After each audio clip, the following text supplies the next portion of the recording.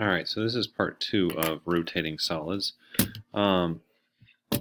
Basically, when you are rotating, finding volumes, you fall into one of two categories.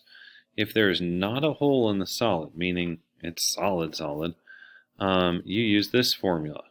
Now, you may be wondering, we used something that looked like this, which is just pi times something squared, my f of x, but since our inner radius was 0, the x-axis every time, you didn't have to worry about this. We'll show you a problem later where it doesn't have a hole but it's not rotated around the x-axis. But for now, this is called the disk method because every slice is a solid disk. If there is a hole in the solid, it's called the washer method. Because if you know about hardware, and you go to a hardware store, if you ever looked at a washer, right, they look like this, except they have a hole in them, right? So they come in all sorts of sizes. You could also call this the donut method because the disc look like this, or hockey puck, right? And then washers have holes in them. So every slice we take will have a hole in it. Okay, so this is really important that when you do this, notice the difference. In this one, you take your outer radius minus your inner radius squared, and if it's 0, then you don't even worry about it. Here, you take, if there is a hole, you take the outer radius squared minus the inner radius squared. That's why this guy gets a big R, and that guy gets a little r. So let's try one out that actually needs you to use this. Okay, so here's an example, and you can copy that down, just pause it.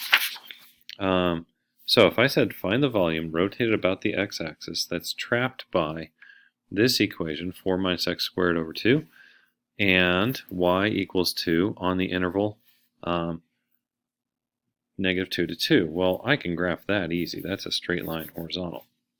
If you want to graph the other part, just type it in your calculator, and you get this. It's an upside down parabola that starts up at 4, and it looks like it hits there and there at 2 and 2.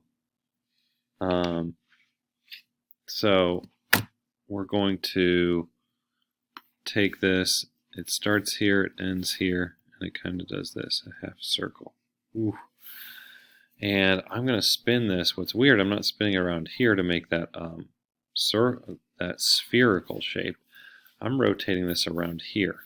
So imagine it coming out of the page, going back into the page, and you can create another one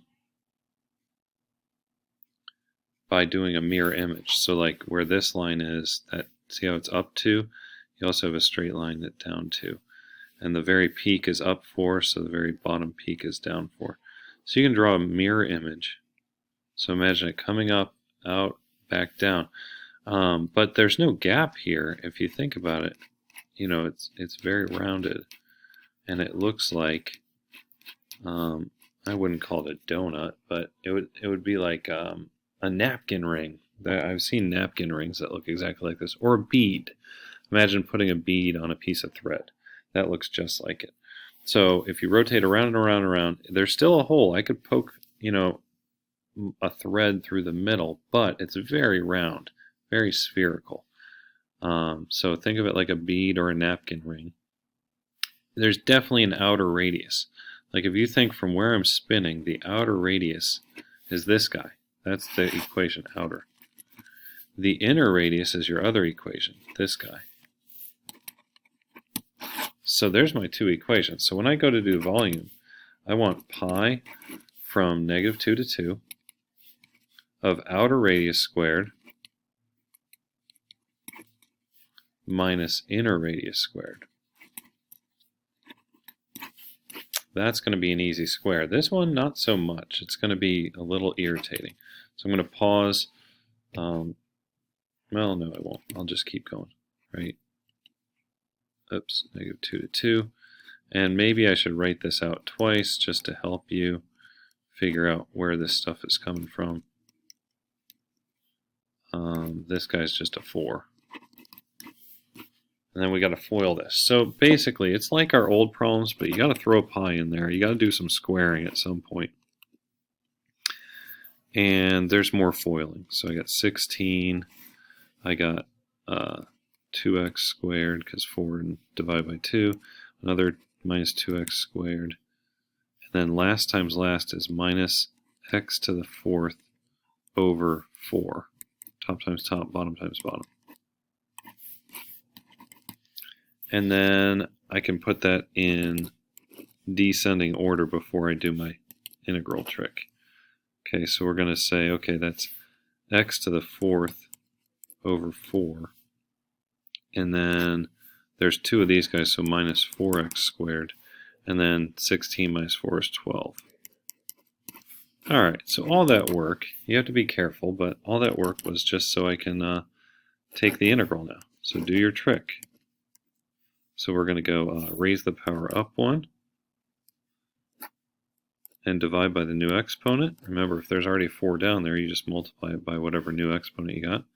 Here, I raise it up 1, divide by the new exponent, and here, raise it up 1. So maybe one more intermediate step, x to the 5th over 20 minus 4x to the 3rd over 3 plus 12x. All right, so I'm going to plug a 2 in once and a negative 2 in another time, and don't forget there's a pi hanging out front the whole time. And I'll pause it, do some of the math in, and this time we actually will have to subtract and get our answer here. So, all right, I'm going to pause, do some of that work, see how that works out.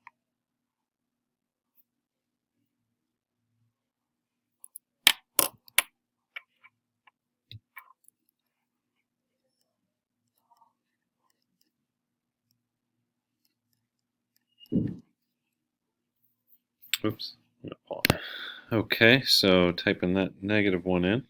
So we have minus negative 14.93 repeating. So really it's plus a positive, or it's 2 times this. Well, negative 2, I guess. So 29.86 repeating. Pi. So remember it's pi r squared. So then if I multiply that by pi, we have 93.83 units cubed. That's the volume of this crazy, napkin ring kind of thing. I wouldn't call it a donut because donuts curve in a little better. But it's called the donut method because every slice I take, or it's called the washer method, is like the real thing. Every slice you take has a hole in it, right?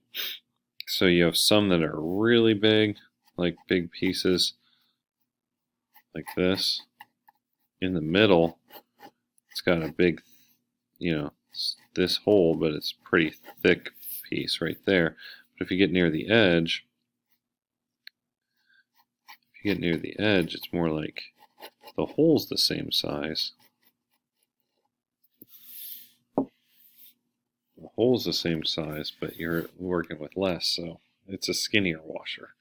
Anyway, it's tough to get used to at first, but if there's no hole, it's outer radius minus inner radius. A lot of times that's 0 if you're rotating around the x-axis. And then if there is a hole, it's outer radius squared minus inner radius squared, and it's pi r squared. The whole reason it's pi r squared is you're adding up a bunch of disks and stuff.